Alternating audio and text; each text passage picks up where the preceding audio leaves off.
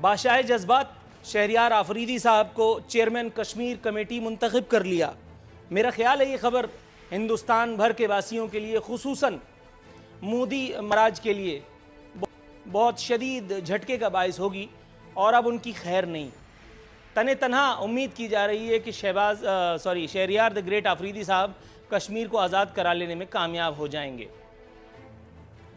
Pakistan Peoples party, نون league اور M M اے نے اس انتخاب کی مخالفت فرمائی، واک آؤٹ فرمایا۔ تاہم نقار خانے میں طوطی کی آواز کبھی پہلے کسی نے سنی ہے نہ کبھی آگے سنے گا۔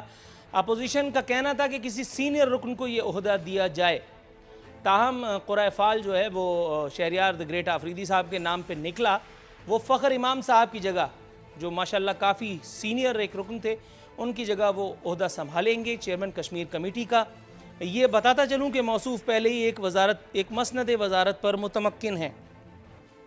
امید کی جا رہی ہے کہ اب کشمیر آزاد اگر نہیں بھی ہوا تو بھی مودی کو جتنی للکار سننی پڑے گی، جتنی تبرے بازی اس پر ہوگی، مودی نے اپنی پیدائش سے آج تک اتنی کم از کم سخت باتیں تو نہیں سنی ہوں گی جتنی چیتاونی ان کو اکیلے تنہا میرے منسٹر صاحب شہریار آفریدی صاحب دے ڈالیں گے۔ سر، سینئر رکن کے تقرری پر یا انتخاب پر زور دیا حکومت نے، تاہم سینیورٹی جو ہے وہ میرا خیال ہے کسی کھاتے میں نہیں آئی، اور ان کے نام پر یہ قرعہ فال نکلا۔ کچھ تبصرہ اگر آپ فرمائیں۔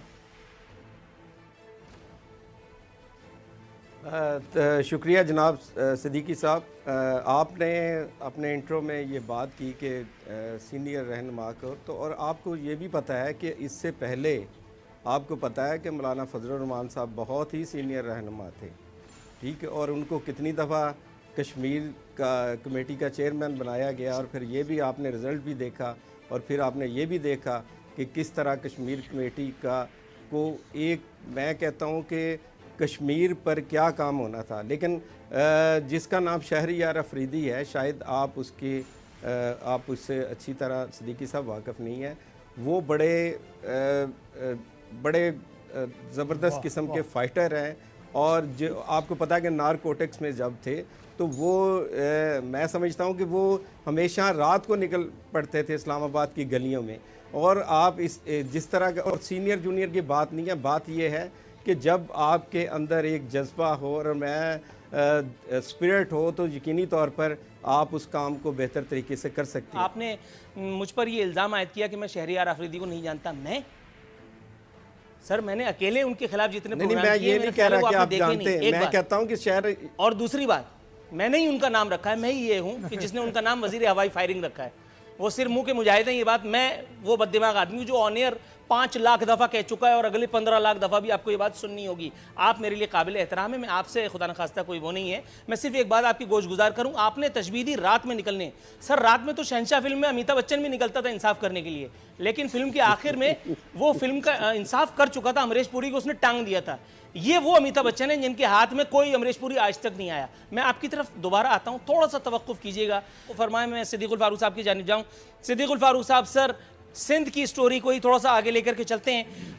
پچھلے 2 روز سے پاکستان پیپلز پارٹی کی قیادت کو ماشاءاللہ شاباش مل رہی ہے نون لیگ کی جانب سے۔ پہلے خواجہ آصف صاحب، اس کے بعد شاہد خاقان عباسی صاحب، شہباز شریف صاحب نے بھی کافی سراہا تھا اپنے خطاب میں سندھ حکومت کو، وزیر اعلیٰ سندھ کو۔ جناب من لیبارٹری کی بات کی اویس قادر شاہ صاحب نے۔ لیبارٹری، یہاں کی لیبارٹریز وہ ہیں کہ جنہیں شرجیل میمن کا جو وہ شہد اور وہ کیا وہ تھا پتہ نہیں کون سا وہ تیل جس میں پکتا ہے، چمیلی کا تیل پتہ نہیں کیا تھا واللہ عالم، اس کا آمیزش ان کو وہ نہیں پتہ چلا کہ یہ کیا ہے۔ زیتون کا، لا حول ولا قوت، خیر زیتون کے تیل میں نے کبھی کھانا نہیں کھایا اس لیے مجھے پتہ نہیں، معذرت۔ زیتون کے تیل اور شہد کا ملغوبہ ہے، یہ وہ چیز ہے کہ جو ممنوع ہے، ان کو یہ نہیں پتہ چلتا۔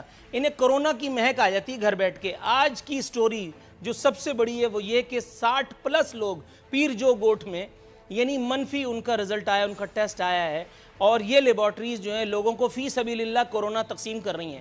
سر، یہ اچانک یہ سب چیزیں بھول بھال کر کے نون لیگ کی شان میں، نون لیگ جو پیپلز پارٹی کی شان میں کشور کمار کے نغمے گا رہی ہے، اچانک سے یہ نیا عشق ہوا ہے آپ کو، یہ اس کی وجہ کیا ہے سر؟ یہ زمینی حقائق سے کیوں صرف نظر کیا جا رہا ہے؟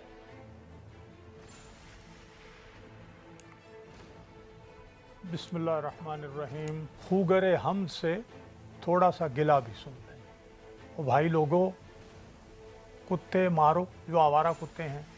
पाकिस्तान में 12 बोर के कारतूसों की कोई कमी नहीं, और उस जहर की भी कोई कमी नहीं है जो मुर्गी के गोश्त या किसी गोश्त से लगा के आवारा कुत्तों के आगे फेंक दिया जाए, वो मर जाए।